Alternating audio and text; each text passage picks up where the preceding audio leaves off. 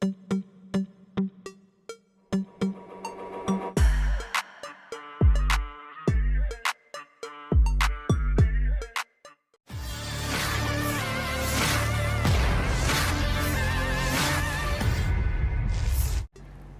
asap hitam tebal yang membumbung tinggi ke langit terekam dalam sebuah video di media sosial.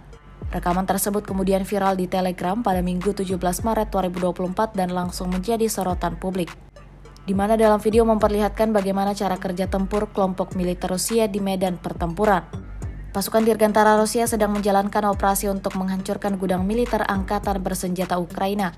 Diketahui kemudian insiden ini berlangsung selama pertempuran di garis depan dekat Artemovsk. Di arah Soledaro Artemovsk, pesawat Angkatan Udara Rusia melakukan serangan bom terhadap sasaran musuh di Razdolovka dan Fedorovka. Hasilnya sesuai dengan apa yang diharapkan serdadu Rusia dalam misi kali ini.